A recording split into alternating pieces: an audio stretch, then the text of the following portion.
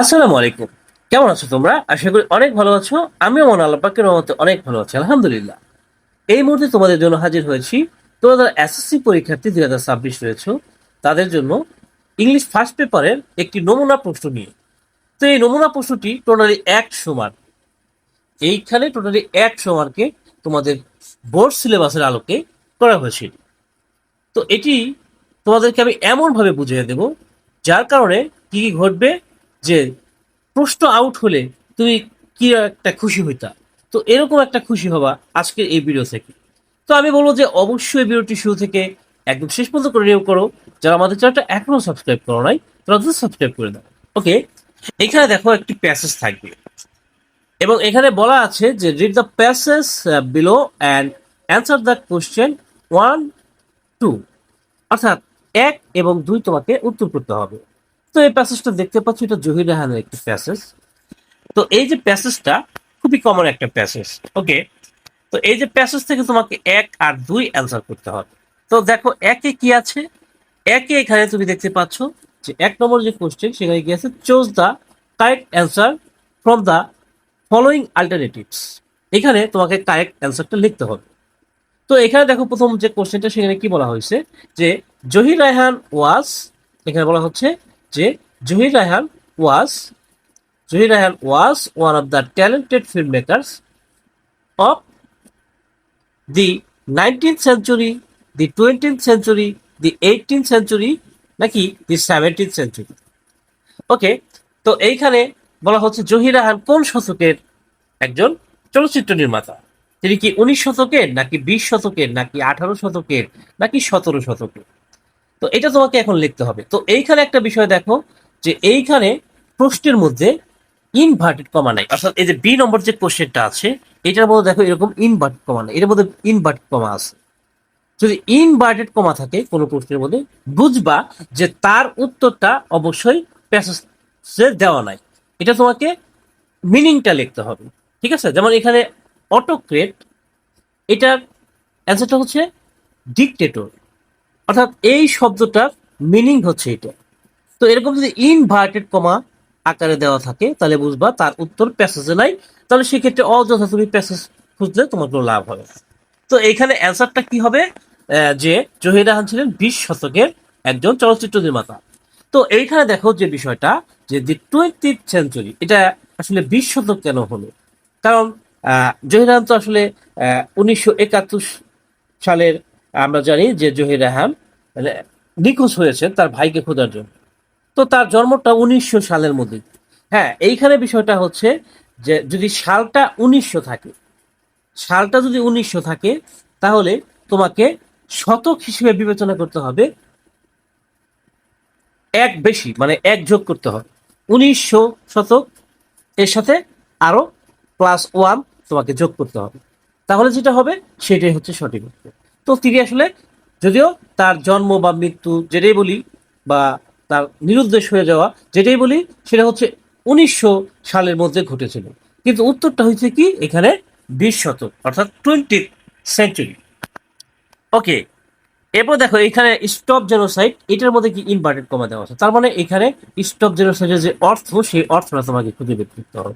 ঠিক আছে, এভাবে ব্যান, এই ব্যানের মধ্যে ইনভার্টেড কমা দেওয়া আছে। তার মানে এইটার অর্থ, এটা প্যাসেজে পাওয়া যাবে না। এই ব্যান, এই ব্যান, এটা এখানে অর্থ চায় না, এখানে চাইছে এটা কোন পার্টস অফ স্পিচ। তো এটা হচ্ছে কি নাউন। ব্যান মানে নিষিদ্ধ, তার মানে এটা একটা নাউন। তো এটা হচ্ছে গ্রামাটিক্যাল বিষয়। এরপর দেখো এখানে আছে Zahir Raihan left home with a view to. With a view to, এটা একটা ফ্রেজ। ফ্রেজের পরে অবশ্যই আইএনজি হয়, তাহলে সেক্ষেত্রে এই যে এটা হচ্ছে আইএনজি। তো এরপর দেখো যে কি আছে, যে which of the following expression describe Zahir best. ঠিক আছে, এখানে which of the following expression describe Zahir best, এইখানে কোন বিষয়টা জহির রায়হানকে বেস্ট হিসেবে উপস্থাপন করে, হ্যাঁ সবচেয়ে উৎকৃষ্ট হিসেবে উপস্থাপন করে। আর সেটি হচ্ছে এখানে কি, যে এ গ্রেট প্যাট্রিয়ট।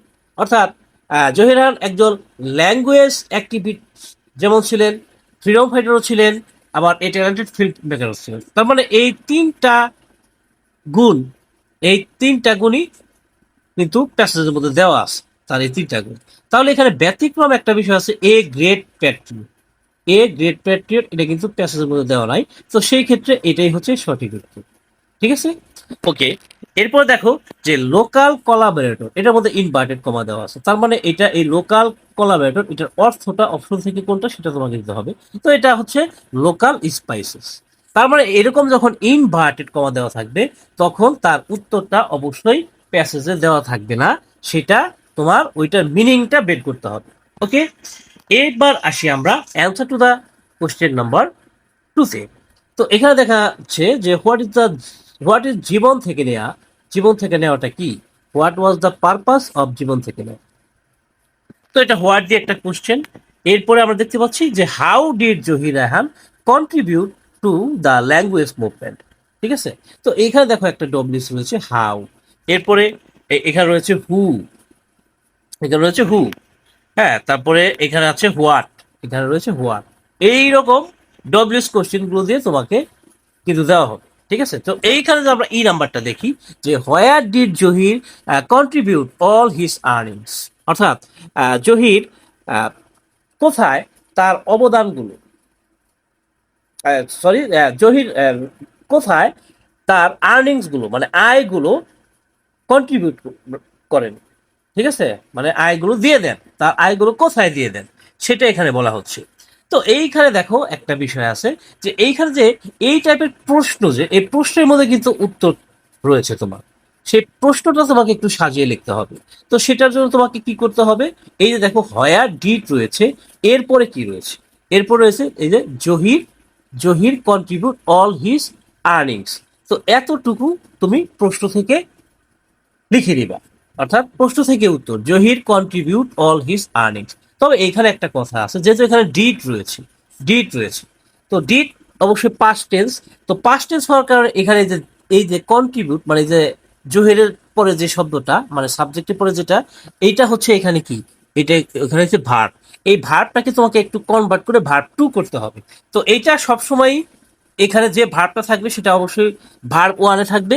যেহেতু এখানে ডিড রয়েছে এটাকে তুমি ভার্ব টু করে দিবে, এখানে তুমি এটাকে ভার্ব টু করে দিবা। অর্থাৎ এটা যদি আমরা ভার্ব টু করি তাহলে এইখানে হবে কি কন্ট্রিবিউটেড, অর্থাৎ এর সাথে ডি যোগ করতে হবে, কন্ট্রিবিউট থেকে কন্ট্রিবিউটেড। তো Zahir contributed all his earnings, তো এই আর্নিংস গুলো সে কোথায়, তার আয়গুলো সে কোথায় কন্ট্রিবিউট করেছিল, সে এটা কন্ট্রিবিউট করেছিল যে ফ্রিডম মুক্তিযোদ্ধাদের, ফ্রিডম ফাইটার্স মুক্তিযোদ্ধাদের ট্রাস্ট, হ্যাঁ, মুক্তিযোদ্ধাদের ট্রাস্ট কল্যাণ তহবিল আছে সেখানে সে এটা এই আয়টা দিয়ে দিয়েছিল। তো সেটা তোমাকে জাস্ট প্যাসেজ থেকে লিখতে হবে, এইটুক সাজায় এখন তুমি জাস্ট কি করবা, প্যাসেজ থেকে লিখবা।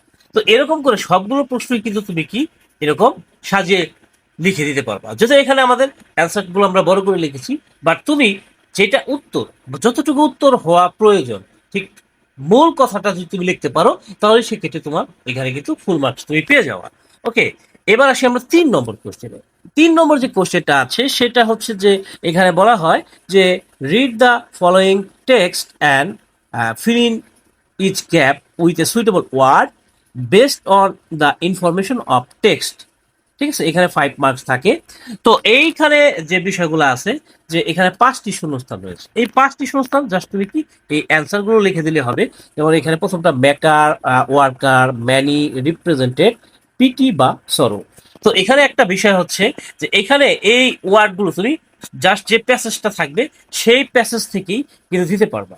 ঠিক আছে, তো দেখো এইখানে Zahir Raihan is famous as talented film, দেখো ড্যাশ ইন বাংলাদেশ। তো এখানে প্যাসেজের মধ্যে যে ইন বাংলাদেশ, অর্থাৎ শূন্যস্থানের পরে কি পাইছি আমরা, ইন বাংলাদেশ পাইছি। তো ইন বাংলাদেশ এই কথাটা প্যাসেজের মধ্যে কোথায় আছে সেটা আমাদেরকে দেখতে হবে। প্যাসেজের মধ্যে যেখানে আছে সেটা যদি আমরা দেখি তাহলে কিন্তু আমাদের এটার অ্যান্সারটা আমরা পেয়ে যাব। তো দেখো এইখানে আমরা সেটা দেখো যে ইন বাংলাদেশ, এই যে এইখানে দেখো যে ইন বাংলাদেশ, ইন বাংলাদেশ। তো ইন বাংলাদেশ এর আগে কি আছে, মেকার্স, এই যে মেকার্স রয়েছে, তার মানে হুবহু আমরা প্যাসেজ থেকে পেয়ে গেছি। তার মানে এইখানে যে বিষয়টা দাঁড়ালো, এইখানে তোমাকে যে জিনিসটা দেখতে হবে সেটা হচ্ছে কি, তোমাকে কি দেখতে হবে এখানে, এই যে শূন্য স্থানের পরে যে শব্দটা আছে তার আগে শব্দটা জাস্ট তুমি বসিয়ে দিবে। তো এইভাবে কিন্তু প্রত্যেকটা অ্যান্সারই আমরা পেয়েছি, মেকার, তারপরে হয়েছে ওয়ার্কার, তারপর হচ্ছে ম্যানি, রিপ্রেজেন্টেটিভ। তো এখানে চারটা পাইছি, এইটা শুধু পাই নাই, শেষেরটা পাই নাই, এইটা একটু মডিফাই করে দেওয়া হয়েছে। তো এইখানে দেখো যে এইটা কি হয়েছে, তাহলে এইটা শেষেরটা আমরা পাই নাই। তো এইখানে বলা হচ্ছে যে his dreams became true but his disappearance is a great. তার নিরুদ্দেশ হয়ে যাওয়াটা কি একটা আনন্দের বিষয় ছিল নাকি একটা দুঃখের বিষয় ছিল? যেহেতু তার অনেক অবদান আছে আমাদের মুক্তিযুদ্ধের ক্ষেত্রে, আমাদের চলচ্চিত্রের ক্ষেত্রে, হ্যাঁ আমাদের সাহিত্যের ক্ষেত্রে, তার মানে তার এরকম নিরুদ্দেশ হয়ে যাওয়া, তার এরকম উদয় উদয় হয়ে যাওয়া, উদাও হয়ে যাওয়া আর কি, এটা কিন্তু আমাদের জন্য আনন্দের কোনো বিষয় না, এটা একটা দুঃখের বিষয়। তো এখানে আমরা এই জন্য এখানে দিতে পারি গ্রেট সরো, গ্রেট সরো। ঠিক আছে, এইটা শুধু একটু ব্যতিক্রম হয়েছে। ঠিক আছে, আর সবগুলো কিন্তু তুমি প্যাসেজ থেকে পেয়েছো। তার মানে দাঁড়ায়, এটা দাঁড়ায় যে তুমি প্যাসেজ থেকে কমপক্ষে 3 থেকে 4টা শূন্যস্থান তুমি প্যাসেজ থেকে পেয়ে যাবে ইনশাআল্লাহ। ওকে, এইবার আমরা আসি 4 নম্বর কোশ্চেনে। 4 নম্বর কোশ্চেনের জন্য একটা প্যাসেজ দেওয়া হবে, যে প্যাসেজটা হবে সম্পূর্ণরূপে আনসিন। তো এখানে বলা হচ্ছে যে read the passage on Charles Babbage, complete the table below with information from the passage. এখানে একটা টেবিল তোমাকে কমপ্লিট করতে হবে, যেটাকে বলা হয় প্যাসেজ ইনফরমেশন ট্রান্সফার। তো প্যাসেজ ইনফরমেশন ট্রান্সফার, এই যে নমুনা প্রশ্নটা তুমি সরাসরি পেয়ে যাবা আমাদের ফেসবুক পেজে। ঠিক আছে, আমাদের ফেসবুক পেজ হচ্ছে Rafia Rafi education all exam suggestion. ঠিক আছে, তো ওইখানে তুমি জাস্ট পেয়ে যাবা এই যে নমুনা প্রশ্নটা আমি করেছি এটা। বাট ওই প্রশ্ন দিয়ে তুমি কি করবা, তোমাকে এই ভিডিওটা যদি তুমি ভালো করে বুঝো, হ্যাঁ, আর ওই প্রশ্নটা পরবর্তীতে তুমি দেখে নাও, তাহলে তুমি বুঝবে যে প্রত্যেকটা বিষয়ে অ্যান্সার করা কতটা ইজি। ওকে, তো তোমরা ইচ্ছা করলে আমাদের পেজ থেকে সেটা নিতে পারো, সেটা পিএনজি ফটো আকারে আমাদের ফেসবুক পেজে অলরেডি আপলোড করা আছে। তো দেখো এইখানে যে বিষয়টা আছে, যে এইখানে প্যাসেজটা দেওয়া থাকবে, এই প্যাসেজটা থেকে তোমাকে কি করতে হবে, এই যে প্যাসেজ ইনফরমেশন ট্রান্সফার লিখতে হবে। ঠিক আছে, তো এখানে দেখো লাইফ স্প্যান থাকে। ঠিক আছে, সাধারণত এখানে লাইফ স্প্যানের মধ্যে কি থাকে, এটা হচ্ছে 1791, এটা হচ্ছে তার জন্ম, আর 1871 এটা হচ্ছে তার মৃত্যু। তো যদি 1791 পর এখানে ফাঁকা থাকতো, তাহলে এখানে তার মৃত্যুর যে সাল সেটা লেখা লাগতো তোমাকে। এরপরে দেখো এরকম যে জায়গাগুলোতে ফাঁকা আছে, অর্থাৎ এখানে এই যে 1 নম্বরে এটা ফাঁকা আছে, তারপরে 2 নম্বরে এই জায়গায় এটা ফাঁকা আছে, তারপর 3 নম্বর এই জায়গাতে ফাঁকা আছে, 4 নম্বরে এখানে ফাঁকা আছে, আর 5 নম্বরে এখানে ফাঁকা আছে। তো এই বিষয়গুলা তুমি জাস্ট হুবহু প্যাসেজ থেকেই বসাইতে পারবা। ঠিক আছে, গ্রেটেস্ট ওয়ার্ক, এটা তার সবচেয়ে বড় বা সেরা কাজ কোনটা সেটা তোমাকে বসাইতে হবে। এরপরে দেখো এই যে ইয়ারের জায়গায় যদি ফাঁকা থাকে, তাহলে সেক্ষেত্রে তোমাকে সাল বা সময়টা তোমাকে নিতে হবে প্যাসেজ থেকে। এরপরে এইখানে যে হু বা হোয়াট এই জায়গায় যদি ফাঁকা থাকে, তাহলে সেই ক্ষেত্রে কি করতে হয়, সেই ক্ষেত্রে হু বা হোয়াটের জায়গায় যদি ফাঁকা থাকে, তাহলে সেই ক্ষেত্রে সাধারণত সাবজেক্ট নিতে হয়। ঠিক আছে, হু বা হোয়াট যদি ফাঁকা থাকে, তাহলে সেক্ষেত্রে তুমি সাবজেক্টটা খুঁজে দেখতে হবে। এরপরে যদি এই যে এইখানে এই যে প্লেস বা হোয়াটের জায়গাটা ফাঁকা থাকে, তাহলে তোমাকে একটা জায়গার নামটা দিতে হবে। হ্যাঁ, আর যদি এখানে স্পেশালিটি বা ফাংশনের জায়গাটা ফাঁকা থাকে, তাহলে এখানে একটা বিশেষত্ব বা স্পেশাল কারণ বা উদ্দেশ্য, এই বিষয়টা তোমাকে জাস্ট বের করতে হবে প্যাসেজ থেকে। তো এটা খুবই সহজ একটা বিষয়, জাস্ট তুমি যে সমস্ত জায়গা ফাঁকা ছিল সেই অ্যান্সারগুলো দিয়ে দেবে। যেমন এখানে প্রথমটা হচ্ছে দি কনসেপ্ট অফ কম্পিউটার, তারপর হচ্ছে 1814 the royal society, Lucien professor of mathematics, তারপর হচ্ছে ইউনিভার্সিটি অফ ক্যামব্রিজ। ওকে, আমরা চলে যাচ্ছি সামারিতে। তো সামারি লিখতে গেলে তোমরা যে ভুলটা করো সেটা হচ্ছে যে পুরো প্যাসেজটা লিখে দিয়ে আসো। তো আসলে এখানে সারা তো পোস্টে এটা বলে নাই যে রাইট দ্য প্যাসেজ, এটা তো বলে নাই। এখানে বলা হচ্ছে যে write a summary of the above passage in your own words, তোমার নিজের ভাষায় এই যে প্যাসেজ, এই প্যাসেজের সামারিটা লেখো, সংক্ষেপে লেখো। মানে প্যাসেজটাকে সংক্ষেপ করে তোমাকে লিখতে হবে। এখানে মার্কস 10, তোমরা এইটা মনে করো যে এইখানে যেহেতু 10 মার্কস, তাহলে 10 মার্ক যেহেতু এখানে, তাহলে এটা তোমার 10 মার্কস পাওয়ার জন্য আমার কি করতে হবে, আমার অবশ্যই 3-4 পৃষ্ঠা লিখতে হবে। তো এরকম একটা মনোভাব পেয়ে কিন্তু তোমরা পরীক্ষা অনেকেই লেখো, সবাই না তবে অনেকে। তো এই জিনিসটা কিন্তু আসলে একটা ভুল একটা প্রসেস। তো সামারি অবশ্যই তুমি 5 লাইনের মধ্যে লেখার চেষ্টা করবে। এখন এটা যে 5 লাইন বা এটা কয় লাইন হবে, আসলে এটা ডিপেন্ড করে কার উপর, এইটা ডিপেন্ড করে যে প্যাসেজটা আসলে কয় লাইন। ধরো প্যাসেজটা হচ্ছে 18 লাইন, প্যাসেজটা হচ্ছে 18 লাইনের, প্যাসেজটা যদি 18 লাইনের হয়, তাহলে সেই ক্ষেত্রে প্যাসেজ যদি তোমার 18 লাইনের হয়, তোমার প্যাসেজটা যদি 18 লাইন হয়, তো 18কে আমরা 3 দিয়ে ভাগ করি, তাহলে কত হয়? 6 হয়। তাহলে সেক্ষেত্রে তোমাকে সামাই লিখতে হবে 6 লাইন। যদি প্যাসেজটা 15 লাইনে হয়, 15 লাইনে হয়, তাহলে সামাই হবে কয় লাইনে? অবশ্যই 5 লাইনে। তো আসলে এটা ডিপেন্ড করবে যে কয় লাইন হবে, এটা ডিপেন্ড করবে আসলে কার উপর, যে প্যাসেজটার উপর। প্যাসেজটা আসলে মূলত কয় লাইনে আছে। এখন দেখো, জাস্ট তুমি যদি এই যে এইরকম করে সামাইটা লিখতে পারো, তাহলে এক্ষেত্রে কিন্তু তুমি অবশ্যই ফুল মার্কসটা পেয়ে যাবে। তো দেখো এইখানে কিভাবে লিখতে হইতাছে, সেটা হচ্ছে যে প্যাসেজটা আসলে যার সম্পর্কে, the passage is about Charles Babbage. তো এটা আসলে কার সম্পর্কে? এটা তো আসলে জন কির সম্পর্কে আসতে পারে, মাদার তেরেসা সম্পর্কে আসতে পারে, বা আলবার্ট আইনস্টাইন সম্পর্কে আসতে পারে। তো এই জায়গায় তোমার নামটা চেঞ্জ করতে হবে, ঠিক আছে? যার সম্পর্কে আসবে তার নামটা বসে। তারপরে হি ওয়াজ এ গ্রেট ম্যাথমেটিশিয়ান, এটা এখানে তার পেশার নাম। অফ দেওয়ার পরে তারপরে এসে তার দেশের নাম। তো এই নাম, দেশের নামটাও পরিবর্তন হবে যদি অন্য সামারি চলে আসে। হ্যাঁ, এরপরে হি ওয়াজ বর্ন অন, এখানে তার জন্ম তারিখটা দিয়ে দিতে হবে। হ্যাঁ, তারপরে he had a lot of contribution, তার কন্ট্রিবিউশনটা কোন ক্ষেত্রে? ম্যাথমেটিক্সে, তাহলে এই কথাটা তোমাকে লিখতে হবে। And receive many awards, and receive many awards. তো এটা লিখে দিলা। এরপরে ফাইনালি তুমি যে জিনিসটা করবা, যে হি ডাইট, এখানে ডাইটটা লিখবা, যে হি ডাইট, ডাইট অন, অর্থাৎ তার মৃত্যু তারিখটা জাস্ট বসাই দেবে। দেখো সামারি হয়ে গেল। এখানে কিন্তু আহামরি তেমন কোনো কিছু লেখা হয়নি, জাস্ট 5টা লাইন, অর্থাৎ 5 লাইনের মধ্যে তুমি তোমার সামারিটাকে শেষ করে দিবে। ওকে, এরপরে আমরা চলে যাচ্ছি 6 নাম্বার কোশ্চেন। 6 নাম্বার, এটা একটা অনেকটা টেবিলের মতো, ঠিক আছে? টেবিল, এখানে দেখো কয়েকটা পার্টস থাকে। তো এই যে কয়েকটা পার্টস থাকে এখানে, এখানে এই যে প্রথম যে কলাম, দ্বিতীয় কলাম, তারপর তৃতীয় কলাম, অর্থাৎ column A, column B, column C. এটা হচ্ছে অনেকটা ইংলিশ সেকেন্ড পেপারে যে টেবিল, হ্যাঁ 2 নাম্বার কোশ্চেন যে টেবিল, সেটার মতোই। তো এইটা হচ্ছে কিভাবে করতে হয়, এইটা দেখো, যে এখানে কলাম এ যে অংশটা, এখানে নর্মালি কি থাকে? সাবজেক্ট থাকে। এখানে কলাম বি, এখানে থাকে ভার্ব, আর এইখানে নর্মালি অবজেক্ট থাকে, ঠিক আছে? অর্থাৎ সাবজেক্ট, ভার্ব, অবজেক্ট।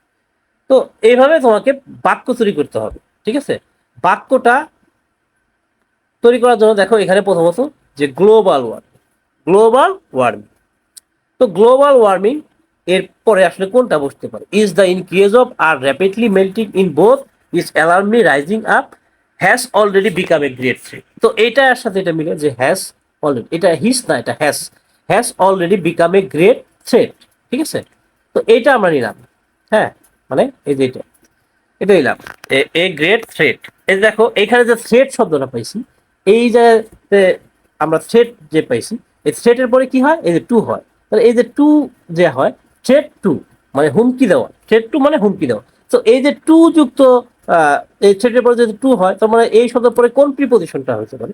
তো সেই প্রিপোজিশনের লাইনটা তোমার নেওয়া, ঠিক ঠিক আছে? তো এখানে থ্রেটের পরে যেহেতু টু হয়, threat to living being in the world, মানে মানব জাতির জন্য এটা একটা হুমকি স্বরূপ, ঠিক আছে? এইভাবে the main reason of global warming, the main reason of global warming, এখন তোমাকে দ্বিতীয়টা করতে হবে। The main reason of global warming is the increase of, is the increase of, মানে এটার কারণটা কি? কি ইনক্রিজ হচ্ছে, কি বৃদ্ধি পাচ্ছে? Carbon dioxide. যেহেতু একটা কারণ জিজ্ঞাসা করতেছে, কারণটা কি? কারণটা হচ্ছে কার্বন ডাইঅক্সাইড। তো এখান থেকে এটা মিলালা। তো এভাবে তোমাকে প্রত্যেকটা জিনিস মিলাইতে হবে। তো এখানে যদি জাস্ট এইভাবে অ্যান্সার গুলো দিয়ে দাও, তাই হবে। এখানে বাক্য যে লিখতে হবে তা না, ঠিক আছে? আমরা চলে যাচ্ছি পরবর্তী বিষয়ে, সেটা হচ্ছে 7 নম্বর রিয়ারেন্স। রিয়ারেন্সটা তুমি কিভাবে করবা? রিয়ারেন্স করার জন্য দেখো এরকম করে বক্স করে শুধু উত্তরটা দিয়ে দিলেই হবে। এখানে তোমার সেন্টেন্স গুলো লিখতে হবে না। কেন লিখতে হবে না? তার রিজনটা কি? এখানে একটু ভালো করে পড়ে দেখো, যে put the following parts of the story. আমি কালারটা চেঞ্জ করে দিচ্ছি, এখানে এটা লাল কালার দিয়ে দিই। পুট দ্য ফলোয়িং, লাল কালারটাও এখানে ভালো দেখাচ্ছে না, আমার কাছে ভালো লাগছে না, এটা দিয়ে দিই। Okay, put the following parts of the story in correct order to make whole story only the corresponding numbers of the sentences need to be written. এইখানে শুধু বলছে সেন্টেন্সের নাম্বারগুলো লেখার জন্য, এখানে কিন্তু সেন্টেন্স লিখতে বলে না। এই জন্য এই যে উপর নিচে শুধু নাম্বারস গুলো লিখে দিলেই হয়েছে, এখানে এইভাবে লিখলেই তোমাকে ফুল মার্ক দেওয়া হবে। এখন কথা হচ্ছে এই যে রিয়ারেন্স, এই রিয়ারেন্স গুলো সাধারণত ঘটনা ভিত্তিক রিয়ারেন্স গুলো তোমাদের বেশি দেওয়া হয়। এই ক্ষেত্রে দেখো যদি ওয়ান্স দিয়ে আসে, হ্যাঁ সেটাই হচ্ছে প্রথম বাক্য হবে, বা কোনো নাম দিয়েও শুরু হতে পারে। তো এখানে ওয়ান্স, হ্যাঁ খেয়াল রাখতে হবে, ওয়ান্সের পরে যদি হি সি এরকম থাকে তাহলে কিন্তু সেটা প্রথম লাইন হবে না, ঠিক আছে। আর যদি নাউন থাকে ইয়াং ম্যান নেম অ্যান্ড্রোক্লেস, সেটা প্রথম লাইন। তো এইখানে দেখো অ্যান্ড্রোক্লেস যে শব্দটা এটা পাইছো, তাহলে এটা আমরা এক নাম্বার হিসেবে বিবেচনা করছি। এখন আমাদের দুই নাম্বারটা কি হয়েছে? দুই নাম্বারটা হয়েছে unfortunately he was caught by a slave merchant. তো এখানে যে অ্যান্ড্রোক্লেস সে একজন পুরুষ, পুরুষের পরিবর্তে হি হয়, তাহলে এই জন্য এখানে হি যে জায়গায় আসে সেটাই হবে। কিন্তু এটা একটা ধারাবাহিকতা বজায় রাখতে হবে। Unfortunately he was caught by a slave merchant. এখানে আমরা আরেকটা ক্যারেক্টার পেয়েছি যে স্লেভ মার্চেন্ট। তো স্লেভ মার্চেন্ট, এই স্লেভ মার্চেন্ট আসলে এ স্লেভ মার্চেন্ট, তাই না? এখানে ছিল কি এ স্লেভ মার্চেন্ট। বিষয়টা দেখো যে এ স্লেভ মার্চেন্ট, তো এ যদি থাকে কোনো ইয়ের সাথে তাহলে তারপরে দি খুঁজবা। তো এখানে পরবর্তীতে the merchant sold him to a rich man in another country. এই যে এ রিচ ম্যান, তো এই রিচ ম্যানের আগে আমরা কি পাইছি? এ পাইছি।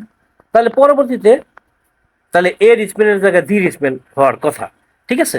ওকে, তাহলে এই যে দি ম্যান, এখানে দি ম্যান বলতে কি ওই রিচ ম্যানটাকে বলে। The man was very rude and cruel, মানে সে ছিল কর্কশ এবং নিষ্ঠুর, মানে যে ধনী লোকটার কাছে তাকে বিক্রি করা হয়েছিল।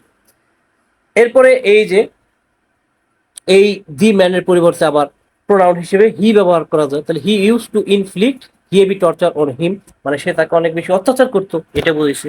এরপরে পরবর্তীতে এই অত্যাচার, অত্যাচার তো আসলে কোনো ব্যক্তি নেই, একটা বস্তু, তাহলে তার পরিবর্তে ইট ইট হয়, তাহলে ইট ওয়াজ আনবিয়ারেবল ফর হিম। তো এটা তার জন্য আসলে কষ্টকর একটা বিষয় ছিল। এরপরে আমাদের দেখতে হবে পরবর্তী যে বাক্যটা হবে সেটা আমাদের দেখতে হবে। সেই বাক্যটা কি? সেই বাক্যটা হচ্ছে এই যে এখানে to escape torture he one day fled from his master house, মানে টর্চার থেকে বাঁচতে, অত্যাচার থেকে বাঁচতে সে কি করলো? যে তার মালিকের বাড়ি থেকে পালিয়ে গেল। তো ফাইনালি পালায় যাওয়ার পরে সে এখন কোথায় গেল? তার আশ্রয়স্থল কোথায় সে পেল? সে পেল একটা গুহার মধ্যে। He took shelter in a cave. তো এইভাবেই তোমাকে তুমি সহজে এটা মিলিয়ে ফেলতে পারবে, ঠিক আছে।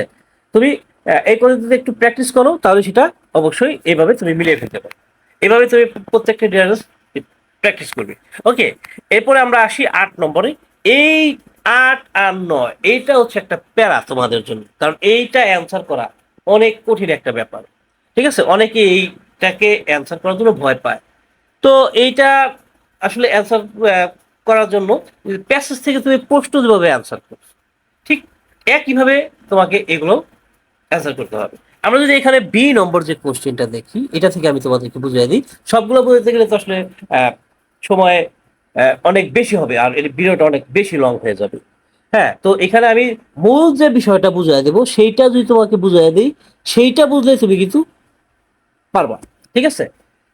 তো এখন দেখো সেটা কিভাবে। এখানে বলছে why does the earth bro happiness but not sadness, ঠিক আছে। মানে পৃথিবী কেন হ্যাপিনেস মানে সুখ ধার করে কিন্তু দুঃখ ধার করে না।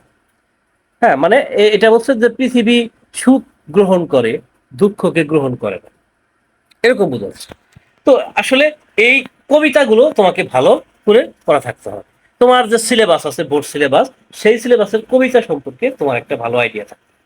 এখন তুমি যদি একান্তই না পারো তাহলে সেই ক্ষেত্রে দেখো এখানে একটা সিস্টেম তোমাকে বলে দিই। সেটা হচ্ছে দেখো ওই যে প্যাসেজ থেকে প্রশ্ন তুমি যেভাবে অ্যান্সার করতা, ঠিক একইভাবে এইখানে ঠিক সেম কাজটা করবা। এখানে হোয়াই ডাস, এরপরে কি আছে মানে ডব্লিউএস, এবং তারপরে যে অগ্নি ভার্ব, এরপরে কি আছে সেটা লিখবো আমরা। দি art bro bro happiness but not sadness. The art bro happiness but not sadness. এই যে দি থেকে মানে যাদের পর থেকে শেষ পর্যন্ত একবার লিখে নেব, ঠিক আছে, শেষ পর্যন্ত লিখে নিবা। লিখে নেওয়ার পরে এখানে আসলে কারণটা চাইছি, কারণ যদি হোয়াই থাকে তাহলে সেক্ষেত্রে আমরা এখানে বিকজটা বসাবো, বিকজ। হ্যাঁ, এখন যদি কবিতাটা তোমার ভালো করে জানা থাকে, পড়া থাকে, তাহলে সেক্ষেত্রে এই অনুযায়ী তুমি কথাটা কবিতা থেকে লিখবা। এখন এই কবিতা থেকে যদি লেখো তাহলে সেটা কিরকম হয়, যেখানে মূল বিষয়টা আসলে কি। এই যে এইটুক যদি আমরা দিই যে এভরি ওয়ান, বিকজ বসন্ত পর তুমি দিলা everyone wants to share joy but it does not borrow sadness because people prefer to suffer alone. ঠিক আছে, এই বিষয়টা জাস্ট বসাই দিলে হবে। ঠিক আছে, তো এটার যে পিএনজি ফটো সেটা আমি টোটালি এই পুরো প্রশ্নপত্রের উপর যে পিএনজি ফটো সেটা আমাদের ফেসবুক পেজে রয়েছে, সেখান থেকে তুমি ইচ্ছা করে নিতে পারো। এবার আমরা আসবো পরবর্তীতে স্টোরি যে বিষয়টা আছে, সেই স্টোরিটা কিভাবে তুমি স্টোরিটা অ্যান্সার করবা। ওকে, মানে স্টোরি থেকে প্রশ্ন কিভাবে অ্যান্সার করবা এটা। ওকে, আমরা চলে যাচ্ছি স্টোরির প্রশ্নে।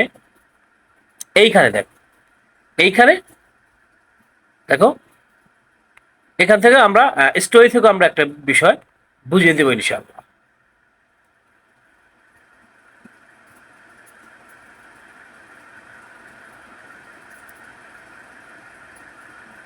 ওকে, এইখানে আমরা প্রথম যে প্রশ্ন আছে সেটা থেকে বুঝি। এখানে বলা হচ্ছে যে how does the story, how does the story mister Moti portray rural life in Bangladesh. ঠিক আছে, তো বলা হচ্ছে যে how does the story mister Moti portray rural life in Bangladesh, মানে এই যে মিস্টার মসি এই যে গল্পটা আছে, এই গল্পটা গ্রামীণ যে একটা জীবন সেটাকে আসলে কিভাবে দেখিয়েছে সেটাই তোমাকে লিখতে হবে। ঠিক আছে, তো এখানে দেখো কি আছে যে story shows the simple life, hard work and deep love between village people and their domestic animal. ঠিক আছে, তো এইখানে আসলে কি কি রয়েছে, গ্রামটি বা গল্পটি গ্রামের মানুষের সরল জীবন, কঠোর পরিশ্রম এবং গৃহপালিত পশুর প্রতি তাদের গভীর ভালোবাসা দেখায়। তো এই এই স্টোরির যে বিষয়টা আছে এটাও তুমি কি ওই যে কবিতা যেভাবে তুমি প্রশ্ন থেকে সাজাবা, ঠিক একইভাবে এই গল্প থেকে যে প্রশ্নগুলো আসবে সেটাও তুমি সাজাবা। ঠিক আছে, এরকম প্রত্যেকটা বিষয়। যেমন এখানে আছে যে what is the significance of colour purple in the story, what is the significance of the colour purple in the story. তো এইখানে যে অক্সিলারি ভার্ব হিসেবে আছে ইচ, এখানে রয়েছে ইজ। তো এখানে the significance of colour purple in the story, এটা হচ্ছে পুরোটাই subject. The significance of the colour purple in the story, এটা হচ্ছে সাবজেক্ট। আর এরপরে এই ইজ যে ভার্বটা, ইজটা বসাই দেবো। তারপরে গল্প অনুযায়ী যেটা হয় সেটা। হ্যাঁ, হ্যাঁ, ফলস বিউটি। তো এটা জাস্ট তোমাকে কোথা থেকে নিতে হইতেছে, এই গল্প বিষয় থেকে নিতে হইতেছে। হ্যাঁ, অর্থাৎ ইজ ফলস বিউটি এটা দিয়ে দিলাম। যদিও আমি এখানে এটা অন্যভাবে সাজাইছি যে purple colours represents false beauty. হ্যাঁ, it's attracted Rosamond but inside the jar there was only dirty water. Okay, মানে এই বেগুনি রংটি এখন মিথ্যা সৌন্দর্যকে বোঝায়। এটি রোজামনকে আকর্ষণ করেছিল কিন্তু জারের ভিতরে ছিল কেবল নোংরা পানি। তো এভাবে এই টেকনিক অবলম্বন করে তুমি যে কোনো কোশ্চেন কিন্তু অনায়াসে অ্যান্সার করে ফেলতে পারো। ঠিক আছে, ওকে। ওকে, আমরা পরবর্তীতে আসবো রাইটিং পার্টে। রাইটিং পার্টে 10 নম্বর থেকে শুরু হবে রাইটিং পার্ট। আর এখানে তোমার কি থাকছে, 10 নম্বরে থাকছে স্টোরি। তো এখানে স্টোরিটা তোমাকে কমপ্লিট করতে হবে।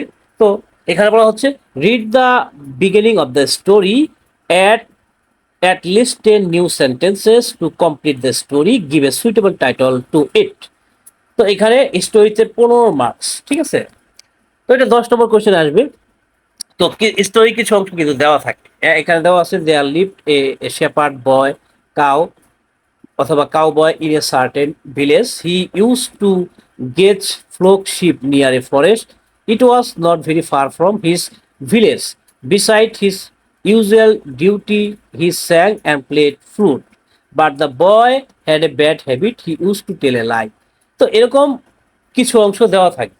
তোমার কাজ হচ্ছে যে প্রথমত তুমি কি করবে, যে এই যে গল্পটা দেওয়া হয়েছে এই গল্প থেকে একটা নাম নির্ধারণ করা। তো এখানে আমরা নাম কি দিতে পারি, প্রথমত আমরা নাম দেওয়ার জন্য লিখবো the story of, the story of. তো এখানে আমরা এই নামটা কি দিতে পারি এখন, এটা কার স্টোরি, এই যে শেপার্ড বয়, এই যে প্রথম লাইনে কি শেপার্ড বয়, মানে প্রথম লাইনে যার কথা থাকবে সেটা বসাবো, অথবা তুমি দিতে পারো যে কাউ বয়, অথবা আরেকটু যদি মডিফাই করো, এখানে আমরা লিখি যে লায়ার কাউ বয়, লায়ার কাউ বয়, এখানে তো যদি আমরা দেই যে লায়ার কাউ বয়, তাহলে কিন্তু এটা চলবে। ঠিক আছে, এটা স্টার একটা নাম, the story of liar cow boy. এরপর এই যে প্রশ্নে যে অংশটুকু আছে, এই যে অংশটুকু আছে প্রশ্নের মধ্যে, এই অংশটুকু আছে, এই অংশটুকু তোমার জাস্ট হুবহু বসাইতে হবে। বসানোর পরে তুমি জাস্ট এই যে আমাদের যে ফরম্যাটটা রয়েছে সেই ফরম্যাটটা ব্যবহার করবা। The following lines have been taken from a story, the story is about a liar cowboy, এই যে এখানে তোমাকে এ লায়ার কাউবয় এটা লিখতে হবে, হ্যাঁ এই জায়গায়। তারপর the story is very enjoyable, গল্পটি বেশ উপভোগ্য। ইট ইজ এডুকেটিভ, এটি শিক্ষণীয় বটে।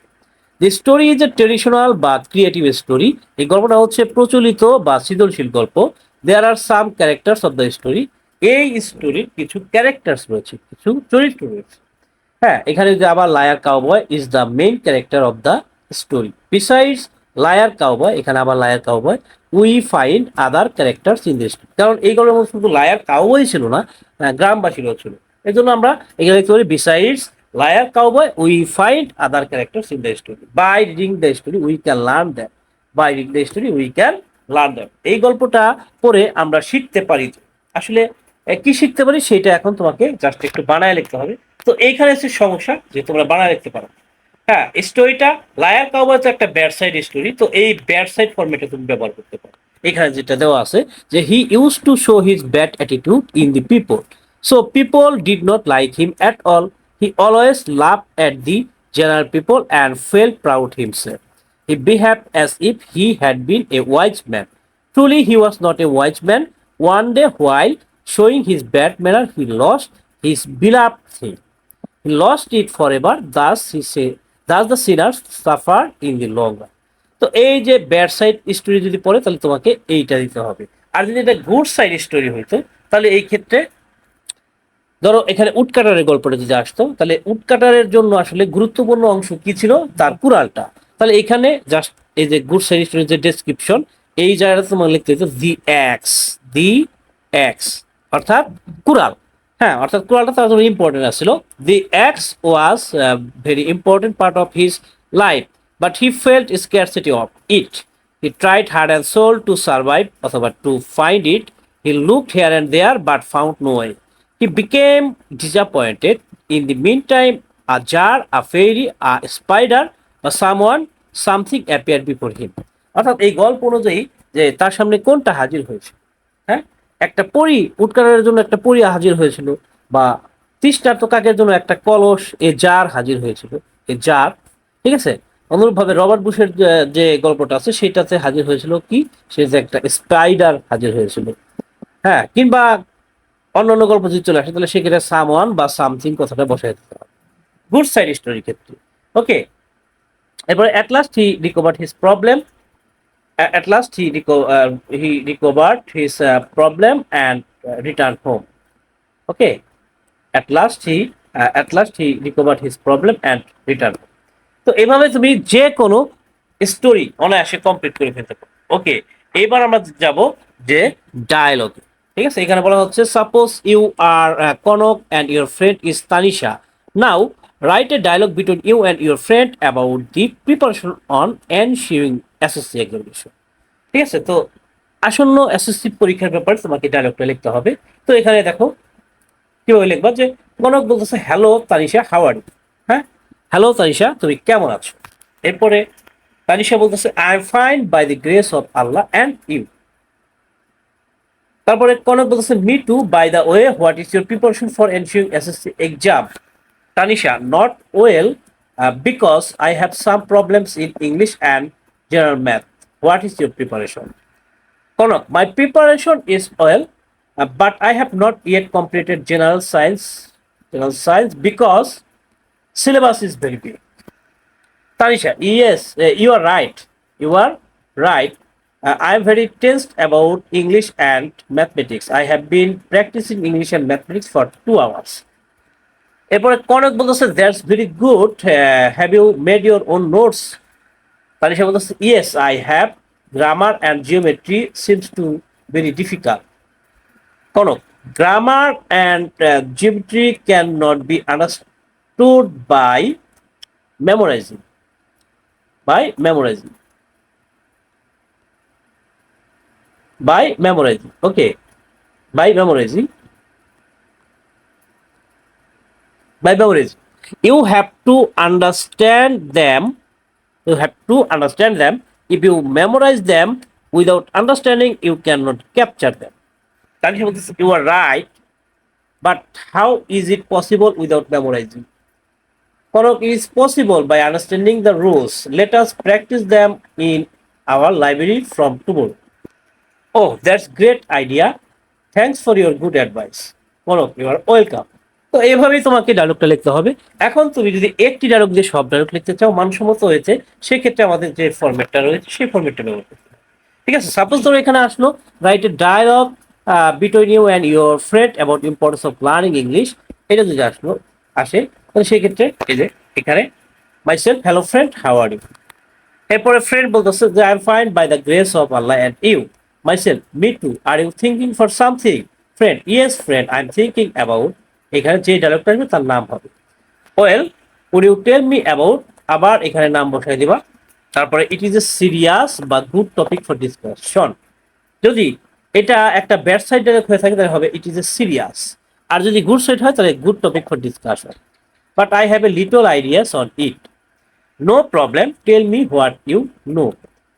এরপরে আই থিঙ্ক, এখানে ডায়লগের নামটা বসাইতে হবে। যদি ব্যাড সাইড ডায়লগ হয়ে থাকে তাহলে এখানে লিখতে হবে এই লাইনটা, অর্থাৎ এ বার্নিং কোশ্চেন নাও।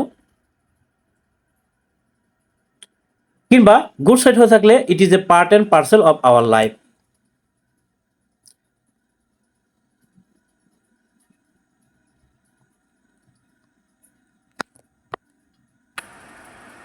এরপর ফ্রেন্ড বলতেছে যে আই থিঙ্ক, এখানে যে গুড সাইড ডায়লগটা আসছে সেই নামটা জাস্ট তোমাকে মেনশন করতে হবে।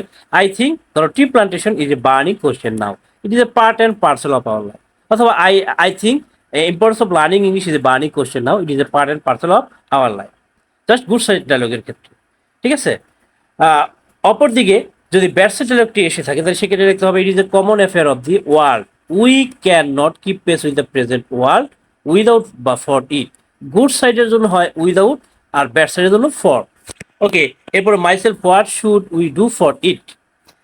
ফ্রেন্ড বলতেছে অ্যাজ ইট হ্যাজ পজিটিভ বা নেগেটিভ ইফেক্টস। গুড সাইডের জন্য পজিটিভ আর ব্যাড সাইডের জন্য negative effects in our life, we have to confirm. Good সাইডের জন্য কনফার্ম, ব্যাড সাইডের জন্য সোলভ। ঠিক আছে, আর এরপর ডায়লগের নামটা মেনশন করবো। But it is not an easy task because nothing is done overnight, but man can do everything by the grace of Allah. If we work hard with our community we can ensure বা solve. এখানে ডায়লগের নামটা বসাইতে হবে। এরপরে বলতেছে যে thanks for sharing your ideas about, এই ডায়লগের নামটা দিতে হবে। Friend, you are welcome, it is time to go back home, bye. Okay bye, see you next, may Allah keep you safe. তো এভাবে কিন্তু তুমি তোমার এসএসসি পরীক্ষা ইংলিশ ফার্স্ট পেপারের জন্য কিন্তু সহজে একটা ভালো প্রিপারেশন নিয়ে ফেলতে পারো। ঠিক আছে, তো এখানে আমি যে বিষয়গুলো দেখাই দিছি এই বিষয়গুলো যদি তুমি সেম টু সেম তুমি যদি অবলম্বন করতে পারো, ইনশাল্লাহ তোমার ইংলিশ ফার্স্ট পেপার পরীক্ষা অবশ্যই ভালো হবে। তো এই ছিল আজকের আলোচনা। তোমরা যদি সেকেন্ড পেপারের ভিডিওটি চাও তাহলে সেক্ষেত্রে আমাদের এই ভিডিওতে 100 লাইক থাকতে হবে। 100 লাইক যদি চলে আসে তাহলে আমি অবশ্যই সেকেন্ড পেপারের ভিডিওটা তোমাদের জন্য করব। তো আজকে বিদায় নিচ্ছি, সবাই ভালো থাকো, সুস্থ থাকো। আসসালামু আলাইকুম রহমতুল্লাহ বরকাতুহু।